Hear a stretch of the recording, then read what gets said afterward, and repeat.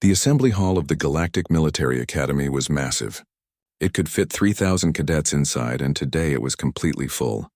Beings from 40 different species sat in rows, their bodies as different from each other as night and day. Some had scales, some had fur, and some looked like they were made of living crystal. The air smelled strange, a mix of 100 different worlds. Daeho sat near the back with the other human cadets. He was 22 years old, with short black hair and calm eyes that seemed to take in everything around him. Next to him sat Jiwoo, his friend from Earth who never stopped worrying about something. Jiwoo kept fidgeting with his uniform. "Do you think the rumors are true?"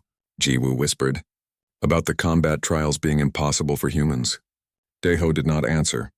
He was watching the stage where Instructor Velrax was walking up to the podium.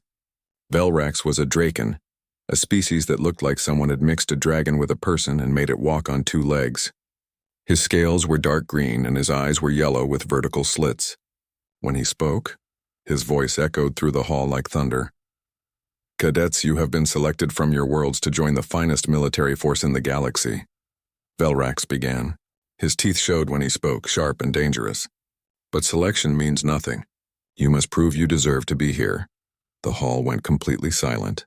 Even the species that communicated through sounds humans could not normally hear seemed to hold their breath. "In 3 days you will face your first combat trial," Velrax continued. "You will be divided into teams. You will compete in a battlefield simulation. The weak will be eliminated. The strong will continue." A massive hologram appeared above the stage, showing a ruined city with forests and underground tunnels. It looked like a war zone. "The rules are simple," Velrax said, and his smile grew wider. "No energy weapons. No projectile weapons. No plasma technology. You will fight with what nature gave you or with melee weapons you can craft or find." Murmurs spread through the hall. Some species seemed excited. Others seemed confused. But Daeho noticed that many of the alien cadets were looking at the human section and smirking. He understood why. Most species in the galaxy had evolved with natural weapons. The dragons had claws and scales as hard as steel. The krill and insectoid race had blade-like arms and could spit acid. The Vorns were massive and strong enough to bend metal with their bare hands. Even the small Pixith could become invisible at will. Humans had none of that. Humans were soft. Their skin broke easily. They had no claws, no venom, no natural armor. For thousands of years, humans had survived on Earth by being smart and building weapons. Take away their guns and their technology, and what did they have? Jiwoo leaned closer to Daeho. "We are in trouble," he whispered. "How are we supposed to fight dragons with our bare hands?" Daeho finally spoke. "We will find a way." "What way?" "They have claws that can tear through metal." "Then we do not let them get close," Daeho said simply. After the assembly ended, the cadets filed out of the hall. Daeho could hear the other species talking and laughing. A group of Dracon cadets walked past the humans, and one of them, a large male with red markings on his scales, looked down at Daeho. "I hope you are on my team, human," the Dracon said. "I want to see how you fight when you cannot hide behind your guns." Daeho met his eyes but said nothing. The Dracon laughed and walked away with his group. Jiwoo clenched his fists. "I hate this. They all think we are weak." "They think we are weak because we rely on technology," Daeho said as they walked through the academy corridors. "But they forget something important." "What?" "Technology is not weakness. It is intelligence, and intelligence always finds a way." That night, Daeho could not sleep. He lay in his bunk in the human dormitory, staring at the ceiling. The other human cadets were sleeping or talking quietly about the upcoming trial. Everyone was nervous. Some were even talking about dropping out of the academy. Daeho thought about his grandfather. His grandfather had been a history professor back on Earth, in the city of Busan. When Daeho was young, his grandfather would tell him stories about ancient Korea, about warriors and generals who fought against impossible odds. One story came to his mind now. It was about Admiral Yi Sun-sin, who defeated a Japanese fleet of 300 ships with only 13 ships of his own. Everyone thought Admiral Yi would lose. Everyone thought he should surrender. But Admiral Yi understood something that his enemies did not. He understood the battlefield. He understood the tides and the narrow straits. He used the geography to trap the larger fleet and destroyed them. Daeho sat up. That was it. That was the answer. You do not fight the enemy on their terms. You change the terms. He climbed out of his bunk and put on his uniform. Jiwoo stirred in the bunk below. "Where are you going?" Jiwoo asked sleepily. "The library," Daeho said. "Go back to sleep." The academy library was open all night. It was a massive building filled with data terminals and holographic displays. Information from 1,000 worlds was stored here. Daeho sat down at a terminal and began to search. He typed in search terms: human weapons, pre-space age, medieval period, mechanical systems. The computer brought up thousands of results. Daeho scrolled through them looking for something specific. Swords, no, too simple.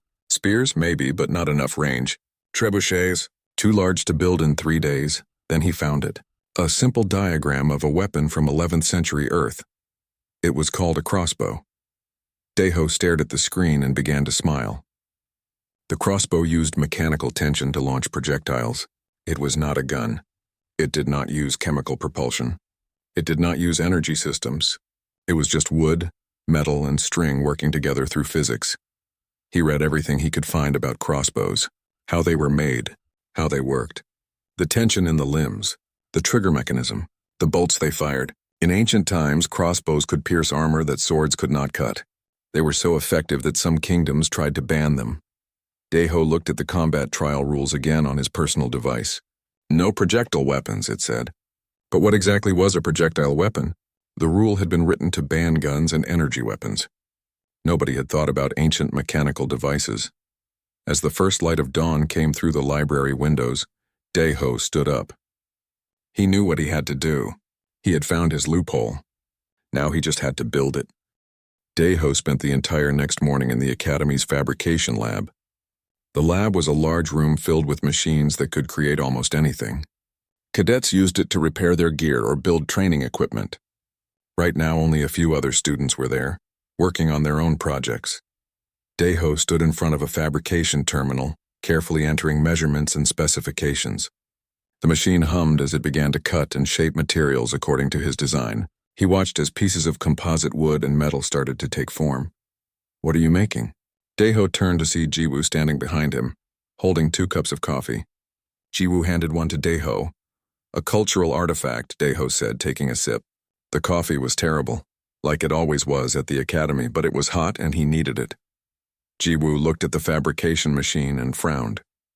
"That does not look like a cultural artifact. That looks like, is that a bow?" "A crossbow," Daeho corrected. "From 11th century Korea. I am going to present it in our human history class." Jiwoo stared at him for a long moment. Then understanding flashed across his face. "Wait, you are going to use that in the combat trial?" Maybe. Daeho, that is a weapon. They banned projectile weapons." Daeho pulled up the official rule document on his datapad and showed it to Jiwoo. "Read the exact words. No projectile weapons is listed alongside no energy weapons and no plasma technology. They wrote this rule to ban modern weapons. Guns use chemical propulsion. Energy weapons use power cells. A crossbow uses neither. It is purely mechanical." Jiwoo read the document carefully. His eyes widened. That is actually a good point. But will they accept it? There is only one way to find out. The fabrication machine beeped, indicating the first set of parts was ready. Daeho pulled them out and began assembling them on a workbench. The crossbow started to take shape. It had a curved limb made of flexible composite material, a stock made of hardwood, and a simple trigger mechanism. Jiwoo watched as Daeho worked. Even if they allow it, will it actually work? These aliens have armor and tough skin. A wooden bow against a draken? Daeho did not look up from his work. Crossbows in ancient times could pierce plate armor. Knights in medieval Europe feared them. Some kingdoms tried to ban them because they were too effective. The physics is simple. A crossbow stores energy in the bent limbs. When released, that energy transfers to the bolt. Modern materials make it even better. But you have never even fired one before. Then I should practice. It took Daeho 6 hours to build the first crossbow. When he was done, he held it in his hands and tested the weight. It felt right, balanced. He had also fabricated 20 bolts, each one tipped with a metal point designed to trigger the stun sensors that cadets wore during training exercises. Jiwoo had stayed with him the whole time, watching and asking questions. Now he looked at the finished weapon with a mixture of hope and doubt. "Can I help?" Jiwoo asked. Daeho looked at his friend. "You want to make one too?" If you are going to do something crazy, I might as well do it with you. We are a team, right? Deho smiled. Right. I will show you how to build it. They spent the rest of the day making a second crossbow for Jiwoo. By evening, they had 2 weapons and 40 bolts between them. Now they needed to test them. The academy had cargo bays that were usually empty at night. Deho and Jiwoo snuck into one of them after dinner, carrying their crossbows in equipment bags. The cargo bay was huge and dark, lit only by emergency lights along the walls. They set up some old cargo containers as targets. Deho loaded a bolt into his crossbow, raised it to his shoulder, and aimed. The trigger pulled smoothly. The crossbow made a sharp thunk sound, and the bolt flew across the cargo bay in less than a second. It hit the cargo container dead center and buried itself halfway through the metal. Jiwoo's jaw dropped. That went through solid metal. Deho walked over to examine the damage. The bolt had indeed penetrated deep into the container. He pulled it out and looked at the tip. It was barely damaged. The stun sensors the cadets wear are much softer than this, Deho said. This will work. They practiced for 2 hours. At first, Jiwoo could barely hit the targets, but Deho showed him how to aim, how to breathe, how to squeeze the trigger instead of pulling it. By the end of their practice session, Jiwoo was hitting the targets more often than not. This is actually fun, Jiwoo said, loading another bolt. I feel like an ancient warrior. Ancient warriors trained for years, Deho said. We have 1 more day. They returned to the cargo bay the next night and practiced again. Word had started to spread among the human cadets that Deho and Jiwoo were planning something. Some came to watch them practice. A few asked questions. Most were skeptical. One cadet named Bora, a woman from Seoul who was in a different squad, confronted them after their practice session. I heard you 2 are building primitive weapons for the trial, Bora said. She had her arms crossed and looked angry. Is that true? Yes, Deho said simply. Are you trying to make all humans look stupid? We already have a reputation for being weak. Now you want to show up with museum pieces? I want to win, Deho said calmly. And I have a plan. A plan? Your plan is to shoot sticks at aliens with claws and armor? Deho looked at her steadily. Do you have a better plan? Bora opened her mouth to respond but stopped. She looked at the crossbow in Deho's hands, then at the damaged cargo containers. She walked over to examine the holes the bolts had made. These actually went through the metal, she said quietly. Yes, she turned back to him. Why a crossbow? Why not something else? Because it works at range. Because it is silent. Because it is simple and reliable. And because nobody expects it. Bora thought about this for a long moment. Then she sighed. Fine, do your plan. But if this fails and we all look bad, I will personally make sure everyone knows it was your idea. Fair enough, Deho said. She started to walk away, then stopped and looked back. Good luck. You are going to need it. On the morning of the trial, Deho woke up early. He checked his crossbow 1 more time, making sure every part was secure. He counted his bolts. 20 for him, 20 for Jiwoo. Their third teammate, Hyunwoo, was an engineering student who had agreed to help them with strategy and tactics. Hyunwoo met them at breakfast. He was a thin young man with nervous energy who talked fast when he was excited. I have been thinking about this all night, Hyunwoo said, barely touching his food. If we are going to use ranged weapons, we need high ground. We need to control a position where enemies have to come to us. We let them fight each other while we pick them off from a distance. Exactly what I was thinking, Deho said. Jiwoo was quiet, eating slowly. He looked nervous but determined. Are you ready? Deho asked him. Jiwoo nodded. Let's show them what humans can do. 2 hours later, they stood at the entrance to the trial arena with 47 other cadets from different species. Instructor Velrax walked among them, inspecting their equipment. When he reached the human team, he looked at their crossbows with a puzzled expression. What are those? Velrax asked.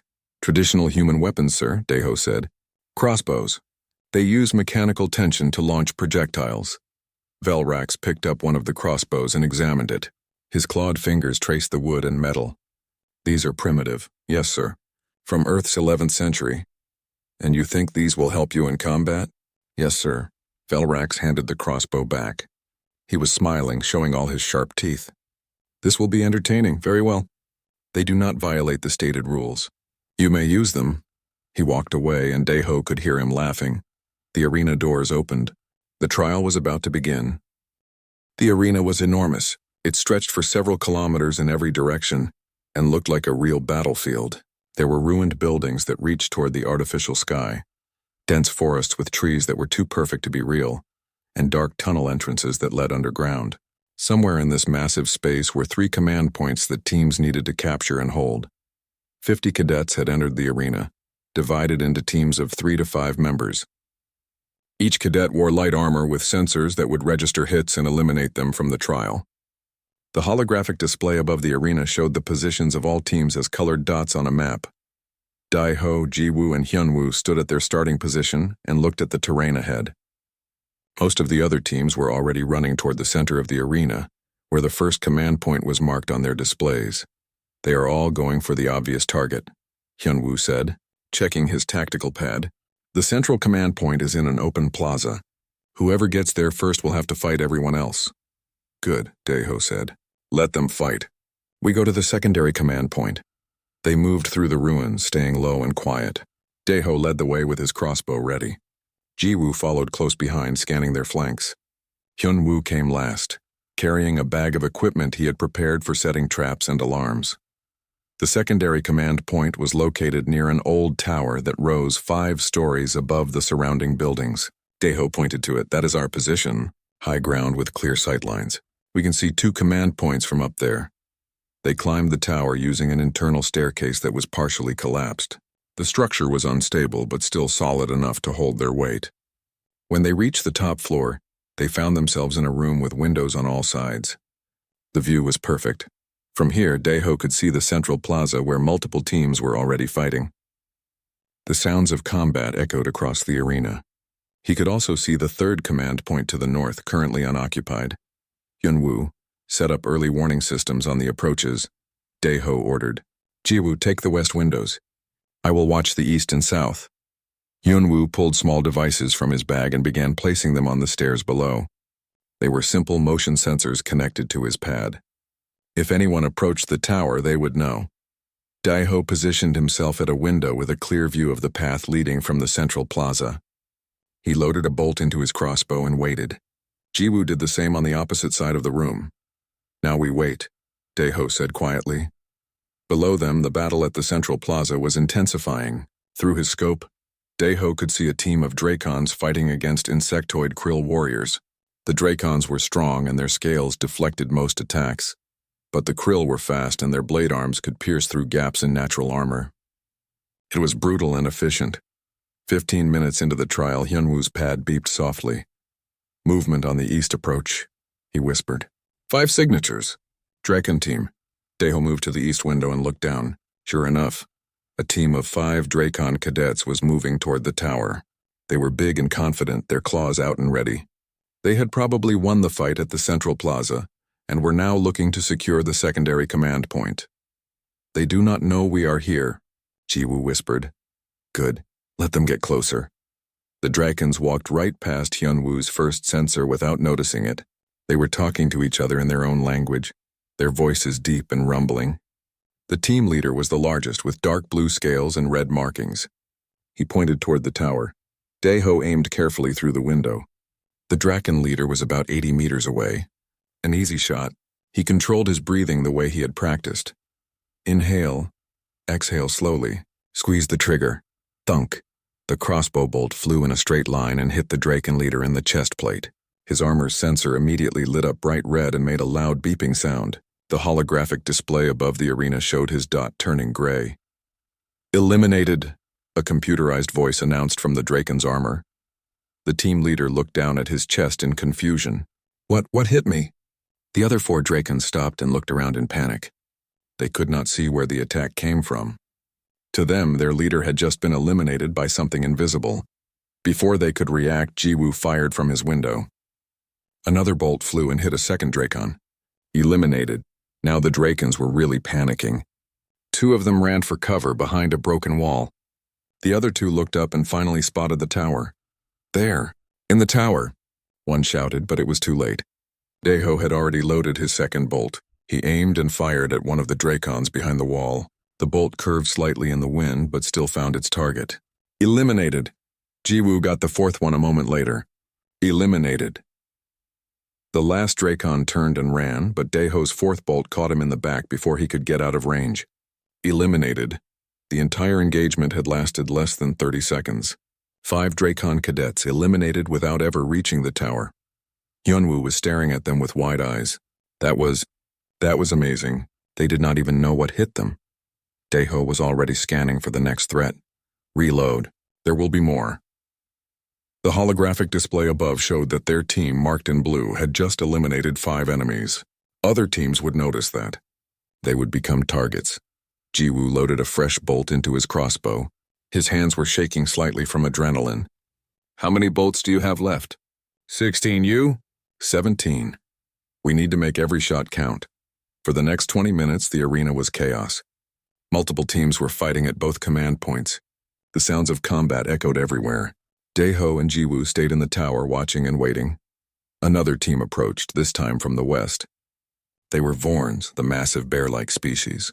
There were only 3 of them, but each one was huge and powerful. The Vorns were more cautious than the Drakons had been. They moved from cover to cover, clearly aware that something dangerous was in the tower. They know we are here, Jiwoo said. Then we need to be patient. The Vorns got to within 50 meters of the tower and stopped. They were hiding behind rubble, trying to figure out how to approach. One of them was looking up at the windows with suspicious eyes. Daeho aimed but did not fire. At this range, with the Vorns partially behind cover, a miss was possible. He needed to wait for a better shot. Then something unexpected happened. A team of Krill warriors attacked the Vorns from behind. The insectoids had been hunting and had found these targets. The Vorns turned to defend themselves, and in that moment, Daeho and Jiwoo fired together. 2 Vorns were eliminated instantly. The third Vorn managed to kill 1 Krill before the other 2 insectoids brought him down. The 2 surviving Krill looked around, trying to find where the shots came from. Daeho eliminated both of them before they could locate the tower. We just eliminated 7 more, Hyunwoo said, checking his pad. But look at the map. Daeho looked at the holographic display. Many teams had been eliminated now. Only 15 cadets remained in the trial, and at least 3 different teams were now moving toward the tower. They figured out where we are, Jiwoo said. Yes, we are about to get very busy. The tactical pad showed red dots converging on their position from 3 directions. Daeho counted quickly. At least 12 cadets, probably more. How many bolts left? He asked Jiwoo. 12. I have 13. 25 bolts for 12 or more enemies. Hyunwoo looked nervous. Those are not good odds. No, Daeho agreed. They are not. The first team hit Hyunwoo's traps at the base of the tower. Alarms beeped on his pad and they could hear shouts from below. 2 enemies were eliminated by the simple explosive traps Hyunwoo had set up, but the rest kept coming. They were climbing the tower now, moving up the stairs toward their position. Daeho and Jiwoo moved away from the windows and aimed at the doorway. When the first enemy came through, a Krill warrior with its blade arms raised, Daeho shot it at point-blank range. The insectoid went down. Another came through. Jiwoo got that one. Then 3 came through at once, and suddenly the room was filled with close combat. Daeho dropped his crossbow and pulled out a knife. Jiwoo did the same. Hyunwoo grabbed a metal pipe and swung it desperately. Something hit Daeho in the side. His armor sensor beeped. Red lights flashed on his chest plate. Eliminated. He looked down in shock. A Krill blade arm had tagged him. He was out of the trial. No, he whispered. But the rules were clear. He had to leave the arena immediately.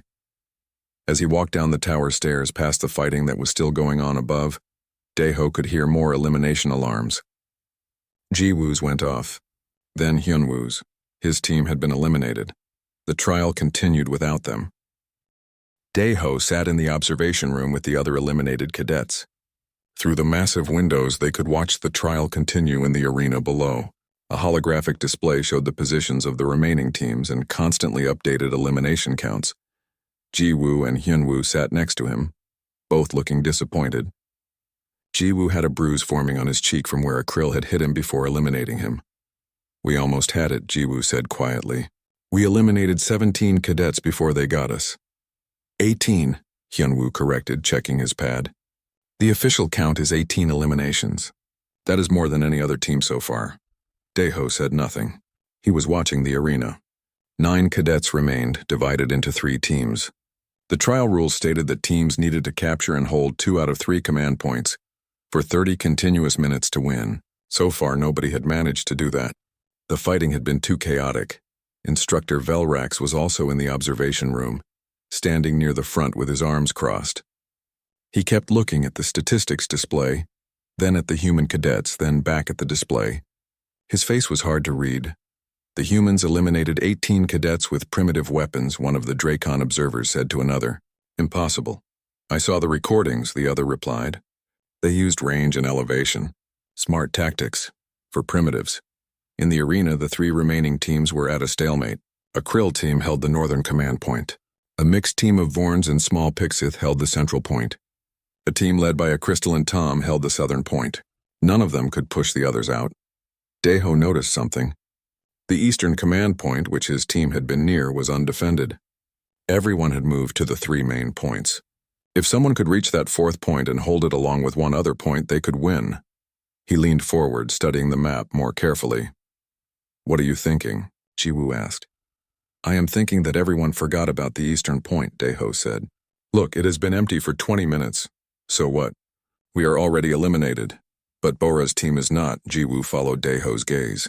Sure enough, one team of humans was still active in the arena.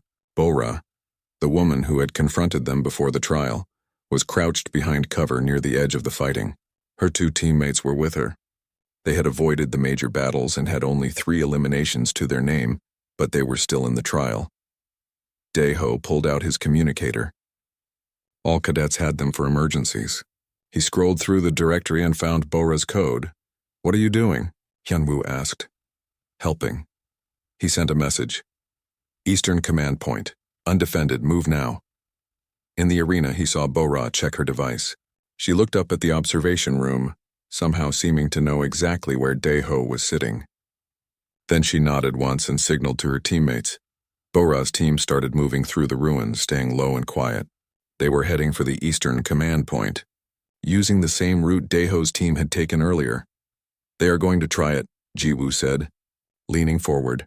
The other teams in the arena had not noticed yet. They were too focused on their own battles. Bora's team reached the eastern point without encountering any resistance and activated it. The holographic display showed their dot turning green at that location. Timer started, Hyunwoo said. They need to hold it for 30 minutes. But now the other teams could see on their own displays that a command point was being captured. The Krill team immediately broke off from their position and headed east. So did the Tom team. Only the Vorn team stayed at the central point. Here they come, Jiwoo muttered. Bora's team had found good defensive positions in the ruins around the command point. When the Krill arrived, Bora and her teammates were ready. They had simple melee weapons, but they used the terrain well, forcing the Krill to attack through narrow passages. One Krill was eliminated. Then another.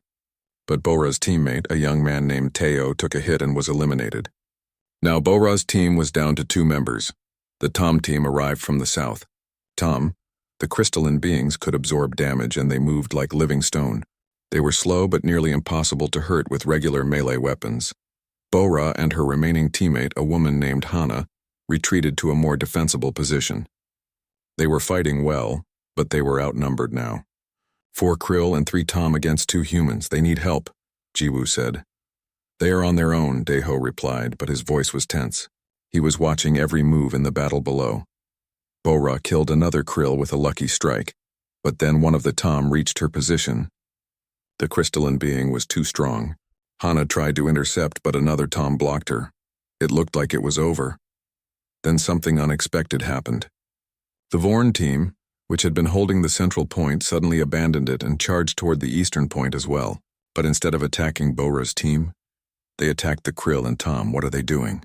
Hyunwoo asked in confusion. Deho understood immediately.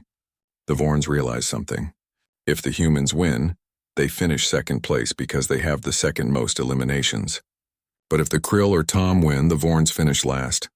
It was pure battlefield calculus. The Vorns were helping the humans not out of kindness but out of tactical necessity. The arrival of 3 massive Vorns changed everything. They crashed into the Krill like a hammer, eliminating 2 of them instantly. The remaining Krill and the 3 Tom turned to face this new threat. The battle became absolute chaos. Vorns fighting Tom, Krill attacking Vorns.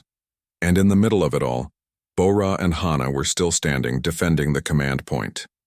Deho watched as Bora made a decisive move. Instead of staying defensive, she charged one of the Tom that was distracted by a Vorn. She struck at a joint in the crystalline body where it was weakest. The Tom shattered and was eliminated. Hana eliminated the last Krill with a well-placed strike. Now it was just the 2 human women and 3 Vorns, all fighting together against the 2 remaining Tom. The Vorns used their strength to hold the Tom in place. Bora and Hana targeted the weak points. One Tom went down, then the other. Suddenly, the arena was quiet. Only 5 cadets remained standing. Bora and Hana holding the eastern command point. 3 Vorns standing nearby, breathing hard. The timer continued counting down. 25 minutes, 26, 27. Nobody attacked. The Vorns made no move toward the command point.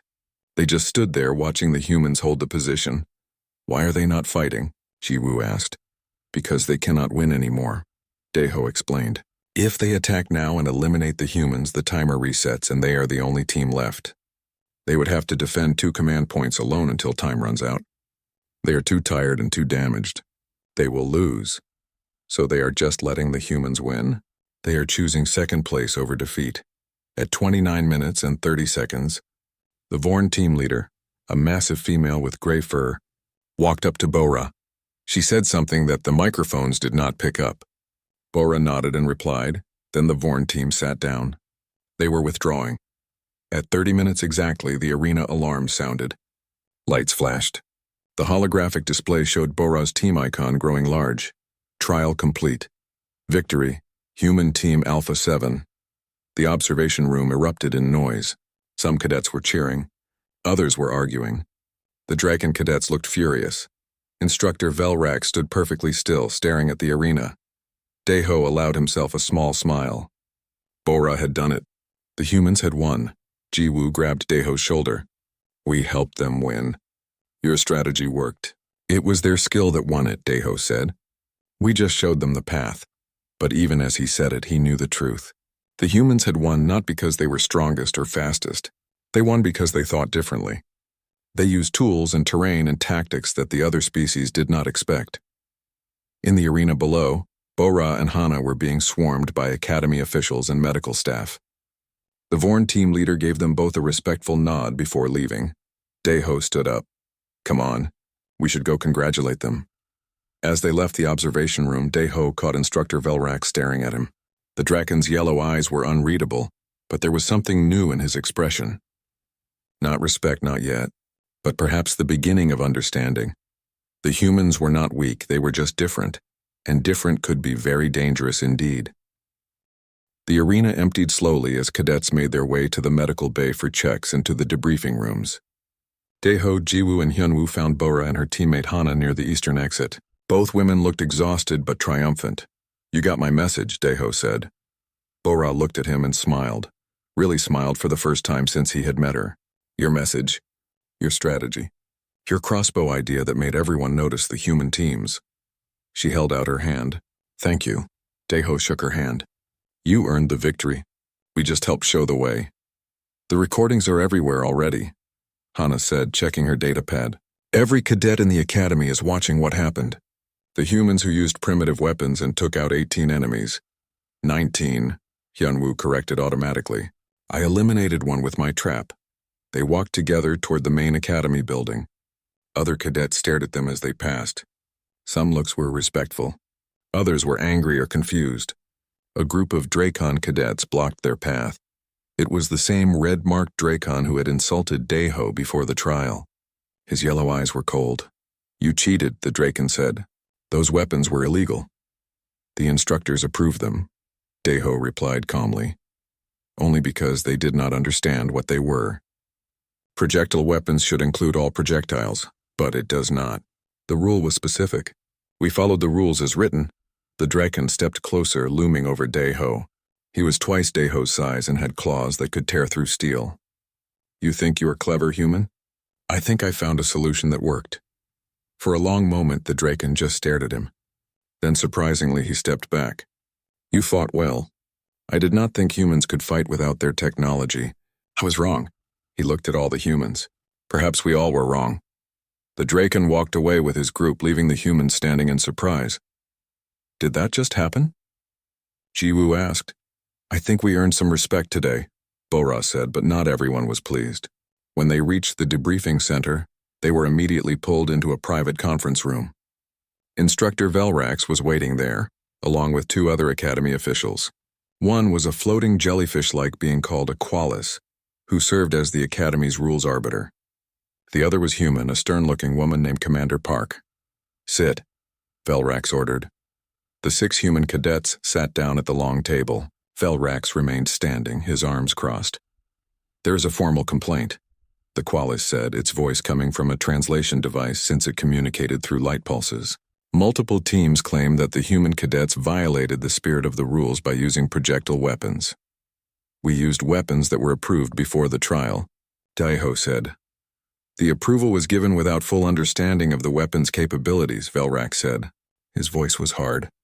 The rule against projectile weapons was meant to create an even playing field. With respect, sir, the playing field was never even, Daiho replied. Drakens have claws and armor scales. Krill have blade arms and acid. Vorns have size and strength. What do humans have? Intelligence, Commander Park said quietly. It was the first time she had spoken. Humans have intelligence and adaptability. That is what they showed today. Velrax turned to face the commander. You are defending them? I am stating facts. When you wrote the rules, you banned energy weapons and projectile weapons. You defined projectile weapons as those using chemical or energy propulsion. A crossbow uses neither. It is mechanical tension. If you wanted to ban all projectiles of any kind, you should have written that. The Qualis pulsed thoughtfully. Commander Park is correct. The rules as written do not prohibit mechanical projectile systems. The humans exploited a loophole, yes, but they did not break the rules. Velrax's tail was moving in agitation. This is ridiculous. The rule was obvious. The rule was poorly written, Commander Park countered. And that is our failure, not theirs. The cadets adapted to the situation using knowledge and creativity. That is exactly what we should be teaching them. They used ancient weapons. Yes, Daiho said, and everyone turned to look at him. He stood up slowly, meeting Velrax's eyes. We used ancient weapons because that is what we had access to under your rules. Humans have been the weakest species physically on our homeworld for our entire evolution. No claws, no armor, no venom. Every other animal was stronger or faster or deadlier than us. He picked up his crossbow, which had been placed on the table. So we learned to think. We learned to use tools. We learned to find advantages where none existed. When you tell a human that something is impossible, we do not accept it. We find a way around it. Velrax was silent, staring at the crossbow. This weapon is 1,000 years old, Daiho continued, but the principle behind it won battles against armored knights and walled castles. It changed warfare on Earth, not because it was the strongest weapon, but because it was smart. Anyone could learn to use it. It worked at range. It was reliable. He set the crossbow back down. You wanted to see how we fight without modern technology. This is how. We use our history. We use our knowledge. We use everything we have learned from thousands of years of being the underdog. The room was very quiet. Finally, the Qualis spoke. The complaint is dismissed. The humans acted within the rules. However, for future trials, the rules will be updated to close this loophole. And the current trial results? Commander Park asked. They stand. Human Team Alpha 7 is the winner. Human Team Delta 3, the Qualis indicated Daiho's group, receives recognition for most eliminations. Velrax turned and walked toward the door. Before leaving, he stopped and looked back at Daiho. You were right, the Draken said. I underestimated your species. I will not make that mistake again. He left the room. The Qualis floated out after him, leaving only Commander Park with the cadets. Park smiled. Well done, all of you. What you did today will change how humans are viewed in this academy. She looked specifically at Daiho. You showed them that humans do not play by the expected rules. We write our own. Over the next few weeks, things changed at the academy. The human cadets were no longer looked at as weak or helpless. Other species began studying human history and tactics. Some even asked Daiho to teach them about crossbows and other ancient weapons. The academy updated its training programs to include something called human-style lateral thinking in strategy classes. Instructors began asking cadets to find creative solutions instead of just using brute force. Daeho became a minor celebrity. He did not enjoy the attention, but he used it to help other humans. When new human cadets arrived and felt intimidated by the larger, stronger species, he would tell them the story of the trial. "We will never be the strongest," he would say. "We will never be the fastest. But we will always be the smartest. And smart wins wars." 3 months after the trial, Daeho was called to Instructor Velrax's office. He went nervously, unsure what the Dracon wanted. Velrax was looking at combat recordings on his display. When Daeho entered, he turned them off. "Sit," Velrax said, less harshly than before. Daeho sat.